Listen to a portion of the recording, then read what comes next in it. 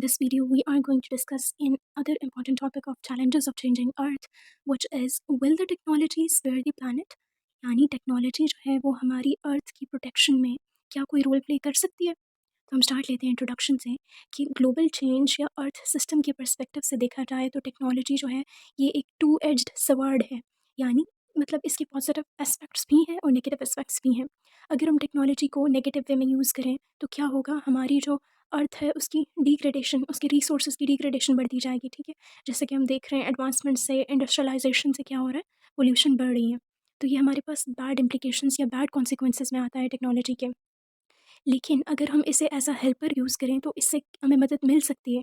किस हवाले से मदद मिल सकती है कि हम जो हमारे ग्लोबल लेवल पे नेगेटिव चेंजेस आ रहे हैं, जैसे कि ग्लोबल वार्मिंग हो रही है, क्लाइमेट चेंज हो रहा है ओवरऑल, तो उसको स्लो करने में, इन नेगेटिव प्रोसेसेस को स्लो करने में या रिवर्स करने में भी टेक्नोलॉजी अपना पॉजिटिव रोल प्ले कर सकती है। अब हम डिस्कस करते हैं कि कैसे ऐसा मुमकिन है कि अगर हम अपने लैंड सिस्टम को प्रॉपर्ली यूज़ करें। ठीक है, और ये जो प्रोडक्टिविटी हो रही है इंडस्ट्रीज़ के थ्रू जो हम चीज़ें बना रहे हैं, इन एरियाज़ को अगर हम रिड्यूस करें और वापस नेचुरल सिस्टम की तरफ आएँ।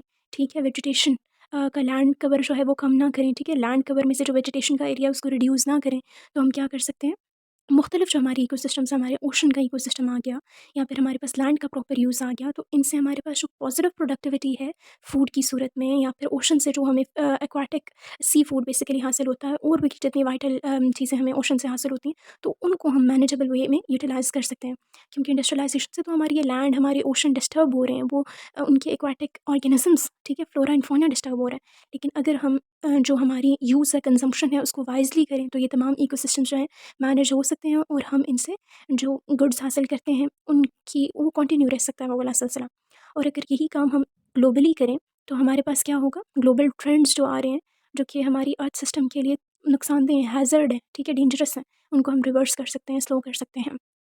अब इसमें भी हमारे पास फर्दर कुछ रिक्वायरमेंट्स आ जाती हैं, जैसे कि जो हमारे बेसिक इंडस्ट्रियल सिस्टम्स हैं वो बढ़ रहे हैं। ठीक है, ग्लोबल लेवल पे बढ़ रहे हैं, और हम देखते हैं कि वो मुल्कों की इकोनॉमीज़ उन पे डिपेंड करती हैं। ठीक है, मुख्तलिफ कल्चर्स जो हैं वो इंडस्ट्रीज़ पे डिपेंड करते हैं, तो ग्लोबली इनको चेंज करना मुश्किल काम है। लेकिन फिर भी हमें अपनी अर्थ की प्रोटेक्शन के लिए एक प्रोएक्टिव अप्रोच अपनानी पड़ेगी, जिसमें जो हम काम कर रहे हैं ग्लोबल लेवल पे, ठीक है, जिनकी अमाउंट ज़्यादा है, उनको उन चीज़ों को शिफ्ट किया जाए इको फ्रेंडली की जानिब, यानी एनवी बिज़नेस इंट्रोड्यूस करवाए जाएँ, जो कि एनवायरनमेंट के लिए नुकसानदेह ना हों। अब हमारे पास जो एंड ऑफ पाइप टेक्निक्स होती हैं, यानी एक बार नुकसान हो गया और उसके बाद सॉल्यूशन की तरफ जाना, ये अब काम नहीं करेगी। ये वाली अप्रोच अब हमारे लिए फ़ायदेमंद नहीं होगी, क्योंकि बहुत नुकसान पहले ही हो चुका है।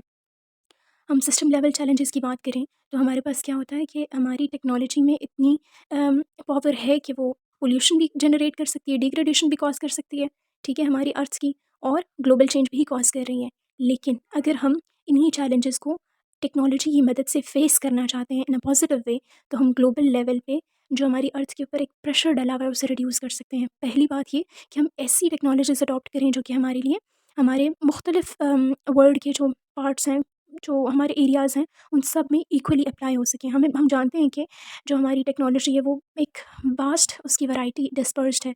जो रिच कंट्रीज़ हैं वो एक एनॉर्मस अमाउंट में इन्हें यूज़ कर रही हैं, जबकि पुअर कंट्रीज़ आज सच नहीं कर पा रही।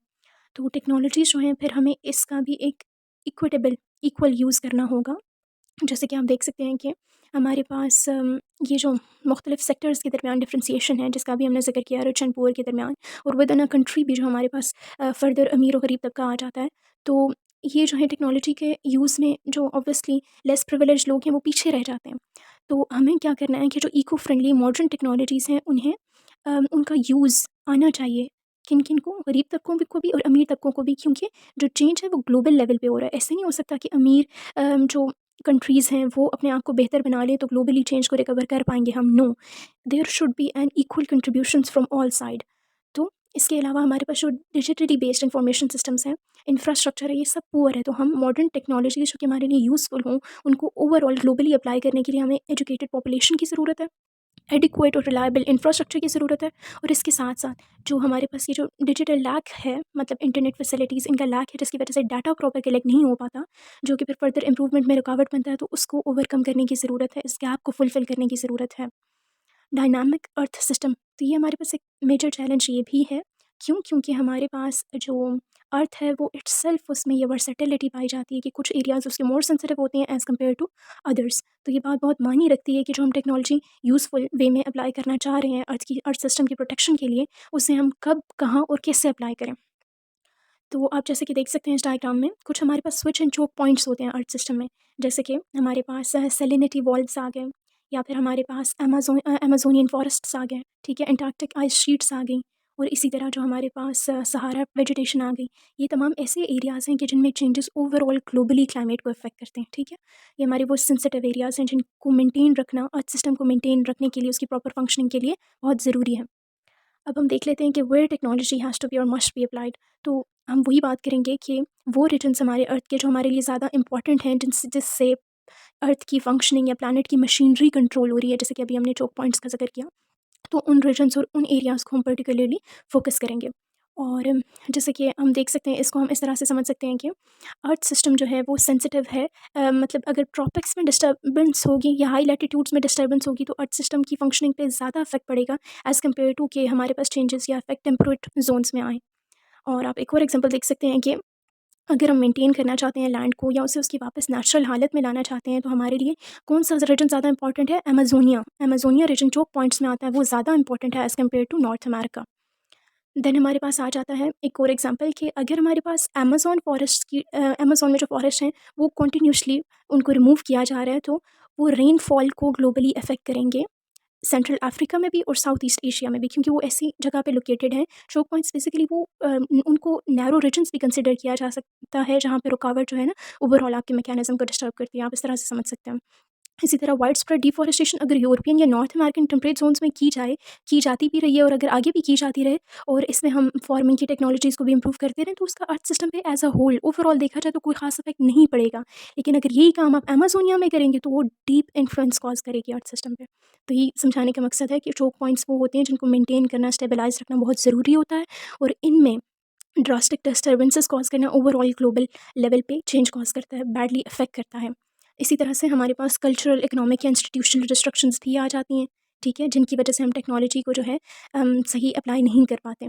और जैसे कि आप देख सकते हैं कि अमेज़न बेसिन जो है वो, उसमें डिफॉरेस्टेशन आपको नज़र आ रही है कि पहले आप डायग्राम में देखिए प्रॉपर फॉरेस्ट थे वहाँ, और अब रिसेंटली क्या सीन है कि फॉरेस्ट का रिमूवल रैपिड रेट पे हो रहा है। तो इस केस में क्या होगा, हमारे पास एटमॉस्फेरिक सर्कुलेशंस में शिफ्ट आएगा इंटायर वेस्टर्न हेमिस्फेयर में, और फिर हमें उसके कॉन्सिक्वेंसेस फेस करने पड़ेंगे अर्थ के क्लाइमेट चेंज की सूरत में। तो अमेज़न बेसिन जो है हमारे लिए एक सिग्निफिकेंट है, क्योंकि उसमें चेंज जो है ओवरऑल क्लाइमेट को डिस्टर्ब कर रहा है। अब हम देखते हैं कि when technology has to be applied, तो जो हमारे पास टेरेस्ट्रियल और मेरीन इकोसिस्टम्स होते हैं वो हमारे लिए क्या रोल प्ले कर रहे हैं हमारे इन्वायरमेंट में, अर्थ में, कि वो एंथ्रोपोजेनिक एक्टिविटीज़ से रिलीज़ होने वाली कार्बन डाइऑक्साइड को अपने अंदर एब्जॉर्ब कर लेते हैं, जिसकी वजह से जो क्लाइमेट चेंज है वो उतना रैपिड चेंज नहीं होता जिस तरह से वो हो सकता है। क्यों? क्योंकि उसको कार्बन डाइऑक्साइड की एक्सेसिव अमाउंट को एब्जॉर्ब किया जा रहा है। लेकिन अब क्या हो रहा है कि वक्त के साथ साथ जो टेरेस्ट्रियल सिंक है हमारे पास, जैसे कि हमारी वेजिटेशन एब्जॉर्ब करती है एटमॉस्फेयर में मौजूद कार्बन डाइऑक्साइड को, तो डिफॉरेस्टेशन से क्या हो रहा है, लैंड की मिस यूज़ से क्या हो रहा है, हमारे पास टेरेस्ट्रियल सिंक भी रिड्यूस होता जा रहा है। और 2050 तक ये मज़ीद, हमारे पास जो मॉडल प्रोडिक्शंस हैं वो ये बात प्रिडिक्ट करती हैं कि 2050 तक ये मज़ीद रिड्यूस हो जाएगा, और आगे further second half of the century में ये बिल्कुल डिसेबल हो जाएगा। इसी के साथ साथ हमारे पास जो ओशनिक कार्बन सिंक्स हैं, हम जानते हैं ओशन में भी कार्बन डाइऑक्साइड एब्जॉर्ब होती है, और क्रस्टेशंस वगैरह के शेल्स का हिस्सा बन के कैल्शियम कार्बोनेट वगैरह में कन्वर्ट हो जाती है। और इस तरह से हमारे पास ओशन जो है ज़्यादा एज अ सिंक बिहेव करता है फॉर कार्बन सोर्स। लेकिन इसकी भी जो इफेक्टिवनेस है second half of the century में प्रिडिक्ट किया जा रहा है कि वो भी ड्रामेटिकली रिड्यूस हो जाएगी, not as far as terrestrial sink, जैसे टेरेस्ट्रियल में कम हो रही है उतनी तो नहीं, लेकिन ज़रूर कम होगी अगर यही जो हमारे पास डिस्टर्बेंसेस हैं ड्यू टू एंथ्रोपोजेनिक एक्टिविटीज़ जारी रहीं तो। अच्छा, जो हमारे पास नेक्स्ट 50 ईयर्स हैं, तो वो हमारे पास मतलब यही थोड़ा वक्त है हमारे पास कि हम क्या कर लें, कि जो हम नॉन रीन्यूएबल रिसोर्सेज पे डिपेंड कर रहे हैं उनको शिफ्ट कर लें अपनी नीड को रीन्यूएबल रिसोर्सेज की जानिब, यानी फॉसिल फ्यूल्स पे अपनी डिपेंडेंसी को कम कर दें, क्योंकि उन्हें दोबारा से जनरेट नहीं किया जा सकता।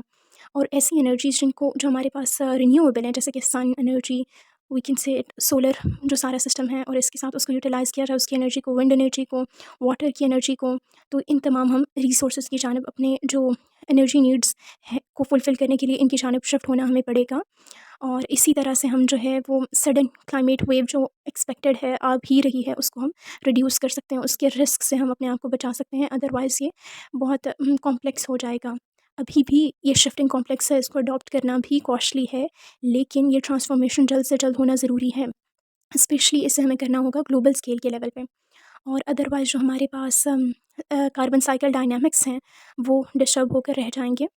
तो हमारे पास क्या होना चाहिए, इन तमाम ग्लोबल चेंजेस की जानिब हमारे अंदर ये सेंस होना चाहिए कि हम इमीडिएटली एक्शन लें, ताकि प्रॉब्लम से एनर्जी प्रॉब्लम्स को रिड्यूस कर सकें, उनको ओवरकम कर सकें।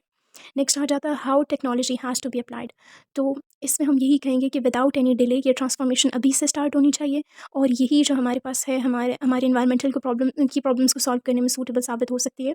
फर्स्टली तो हमें ये करना होगा कि वो टेक्नोलॉजीज़ जो क्लीनिंग के पर्पसेस के लिए यूज़ होती हैं, इन्वायरमेंटल मतलब डैमेज को रिकवर करने के लिए यूज़ होती हैं, वो हमारे पास अप्लाई की जाए एट द सोर्स, यानी सोर्स से ही जनरेशन ना हो पोल्यूशन की, इस पे हमें काम करना चाहिए, ताकि फर्स्ट लेवल से ही जो है डैमेज को प्रिवेंट किया जाए। और सेकेंडली ये कि अगर डैमेज हो जाए तो उसको ओवरकम करने के लिए, ठीक है, उसके ड्रास्टिक इम्पैक्ट्स को कम करने के लिए कौन सी टेक्नोलॉजीज़ को ऑप्ट करना चाहिए, ताकि अब जो नुकसान हो गया है उसे किस तरह कम किया जा सके या उससे फर्दर बचा जा सके। कुछ हमारे पास अप्रोचेस होती हैं जिन्हें हम जियो इंजीनियरिंग सॉल्यूशंस कहते हैं। तो एक बात तो ये हमें ज़हन में रखनी है कि एंड ऑफ पाइप टेक्नोलॉजी जो है वो हमारा ऑप्शन नहीं होना चाहिए। एंड ऑफ पाइप टेक्नोलॉजीज़ वही कि जब नुकसान हो गया है तो उसके बाद जो है आप जागें और एक्शन लें। तो हमारा प्रोएक्टिव अप्रोच होनी चाहिए, जैसे हम स्टार्ट से कहते आ रहे हैं कि प्रिवेंटिव मेजर्स पहले से लेनी है, उसमें हमारी कॉस्ट भी कम आती है और प्रोटेक्शन भी हो जाती है अच्छे लेवल पे। और जियो इंजीनियरिंग सॉल्यूशंस भी यही होते हैं कि आपके पास जब नुकसान हो जाए तो उसको काउंटर एक्शन में आप जो स्टेप लेते हैं उसे हम कहते हैं। तो आप इसकी एक एग्जांपल देख सकते हैं कि फॉर एग्जांपल हम जो है हमारी ग्लोबल वार्मिंग बढ़ रही है तो हम एटमॉस्फेरिक एरोसोल्स रिलीज़ करें एटमॉस्फेयर में, क्योंकि उनका एक इफ़ेक्ट ये भी होता है कि वो सनलाइट को रिफ्लेक्ट बैक करते हैं, तो इस तरह से एक एल्बीडो या कूलिंग इफेक्ट क्रिएट होता है एटमॉस्फेयर में। तो या फिर वो ग्रीन हाउसेस गैसेस के ऑपोजिट काम काम करते हैं, क्योंकि ग्रीन हाउस गैसेस सनलाइट को एब्जॉर्ब कर लेती हैं और मज़ीद वार्मिंग कॉज करते हैं, जबकि ये उन्हें रिफ्लेक्ट बैक करते हैं मोस्टली एटमॉस्फेरिक एरोसोल्स। लेकिन हम जानते हैं कि इस तरह से जो एक्शंस हैं, ये स्टेप्स हैं, इनके हार्मफुल कॉन्सिक्वेंसेस भी साथ साथ हैं, क्योंकि एटमॉस्फेरिक एरोसोल्स के मतलब हम जानते हैं कि कुछ जो ब्लैक कार्बन या ब्राउन कार्बन वाले होते हैं वो भी ग्रीन हाउस गैसेस की तरह एब्जॉर्बेंस का काम करके वार्मिंग इफेक्ट देते हैं, और इसके साथ साथ वो बहुत सी हेल्थ प्रॉब्लम्स कॉज करते हैं, और भी उनके काफ़ी नेगेटिव इम्पैक्ट्स हैं। तो जियो इंजीनियरिंग अप्रोचेस की हम नेगेटिव इम्पैक्ट्स को नेगलेक्ट नहीं कर सकते, और ये भी हमारे पास प्रेफरेबल सोल्यूशन नहीं होना चाहिए। और हमें इसके मुकाबले में क्या करना चाहिए, अप्रोप्रिएट टेक्नोलॉजीज़ ही को ऑप्ट करना चाहिए, ताकि हम अर्थ सिस्टम को प्रॉपरली प्रोटेक्ट कर सकें, ह्यूमन एक्टिविटीज़ के प्रेशर से बचा सकें। अब हमारे पास इन समरी यही आता है कि टेक्नोलॉजी को यूटिलाइज़ किया जा सकता है प्लानट की प्रोटेक्शन के लिए, लेकिन इसके लिए हमें ये बात इंश्योर करनी होगी कि जो हम ट्रांसफॉर्मेशन कर रहे हैं वो किस मकसद के लिए है, कि ह्यूमन नीड्स जो वैलिड ह्यूमन नीड्स हैं, लेजिटिमेट नीड्स हैं, उन्हें फुलफ़िल किया जाता रहे, और फर्दर हमारी जो अर्थ जिस एनवायरनमेंट पे डिपेंड कर रही है, या हम जिस प्रॉपर कंडीशंस वाली अर्थ पे डिपेंड कर रहे हैं, बेसिक कंडीशंस यानी प्रॉपर एयर, वाटर रिसोर्सेज का होना, इन तमाम चीज़ों पे जो हम डिपेंड कर रहे हैं, ये जो है वो प्रोटेक्टेड रहें। ठीक है, अर्थ प्रोटेक्टेड रहेगी तो हमारी लाइफ इसी पे डिपेंड कर रही है, हम प्रोटेक्टेड रहेंगे, और इसी तरह हमारी जो इनसे नीड्स एसोसिएटेड हैं वो भी फुलफ़िल होती रहेंगी। इसके लिए हमें ये गाइडलाइंस फ़ॉलो करनी है, जो कि इन समरी क्या है कि हम ट्रांसफॉर्मेशन जो भी कर रहे हैं टेक्नोलॉजी की, वो तमाम नेशंस या कल्चर के लिए एक्सेसिबल हों, not just for developed countries, बल्कि अंडर डेवलप्ड या डेवलपिंग कंट्रीज़ भी उन्हें अप्रोच कर सकें, ऑप्ट कर सकें, ताकि ग्लोबल लेवल पे हम अपनी अर्थ को प्रोटेक्ट कर सकें, जो कि ग्लोबली डिग्रेड भी हो रही है, तो उसके रिवर्स में ग्लोबली प्रोटेक्शन ही इसको सेव कर सकती है।